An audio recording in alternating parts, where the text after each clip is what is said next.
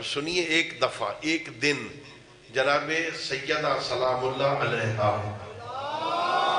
اللہم صلی علی محمد وعلی محمد اپنے گھر میں تشریف فرمائے، سید الانبیاء تشریف لائے. پیغمبر گرامی اسلام نے دیکھا بی بی کے چہرے پہ تھوڑے سے پریشانی کے آثار. بیٹا پریشان ہو؟ نہیں بابا کوئی نہیں، خاص بات کوئی نہیں. کوئی ہے تو بتاؤ. کہ بابا مجھے تو نہیں پریشانی، یہ عرب کی عورتیں روز آتی ہیں عجیب عجیب باتیں کرتی. ماں ملیکۃ العرب تھی، باپ خاتم الانبیاء تھا، شادی علی ابن ابی طالب کے ساتھ ہو گئی ہے. جس کے پاس پیسے ذرا تھوڑے ہیں، مال دنیا کم ہے. لوگ عورتیں ایسی عورتیں باتیں کرتی. سنو گے سید الانبیاء نے فرمایا میری بیٹی اب جب کوئی تیرے سامنے اس قسم کی بات کرے نا تو اسے میری طرف سے کہنا اللہ رب العزت نے ساری دنیا میں سے بنی ہاشم کو چنا تھا. بنی ہاشم میں سے اللہ نے 2 مردوں کو چنا، ایک کو تیرا باپ بنا دیا، ایک کو تیرا شوہر بنا دیا. اللہ اکبر اللہ اکبر.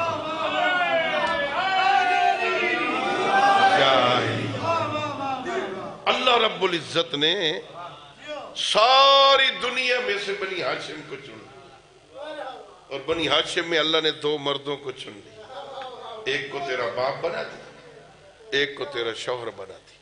اللہ رب العزت جنہیں چن لیا انہیں فاطمہ کے ساتھ خاص کر لیا. مصطفیٰ بنائے تو اللہ، مرتضیٰ بنائے تو اللہ، مجتبیٰ بنائے تو اللہ. مصطفیٰ کا معنی بھی چنا ہوا، مرتضیٰ کا معنی بھی جو اللہ کا پسندیدہ ہو، مجتبیٰ جو اللہ کا منتخب شدہ ہو. اللہ نے جنہیں چنا اللہ نے ان کی محبت ہمیں عطا فرما دی. چلو ذرا غور کرو اللہ رب العزت کا معیار کیسے پتہ چلے. اللہ نے اس رسول کو اس رسول پہ فضیلت دی ہے. تِلْكَ الرُّسُلُ فَضَّلْنَا بَعْضَهُمْ عَلَى بَعْضٍ. اللہ کہہ رہے ہم نے بعض رسولوں کو بعض رسولوں پہ فضیلت دی. میرا اللہ فضیلت کا معیار کیا ہے؟ کیسے پتہ چلے تو نے فلاں کو فلاں پہ فضیلت دی ہے؟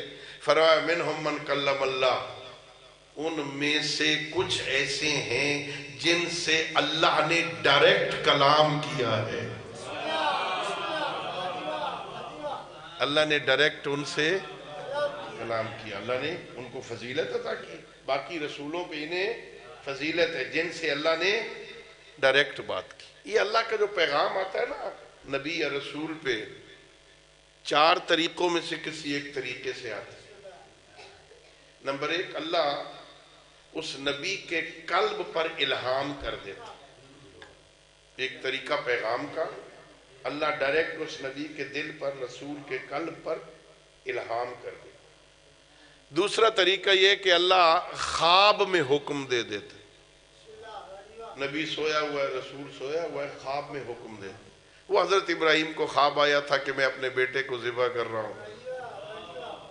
کہا تھا ہاں میرے بیٹے بتاؤ آپ کا کیا خیال ہے؟ انی رأیت فی المنام انی اذبحک، میں نے خواب دیکھا میں آپ کو ذبح کر رہا ہوں، آپ کا کیا خیال ہے؟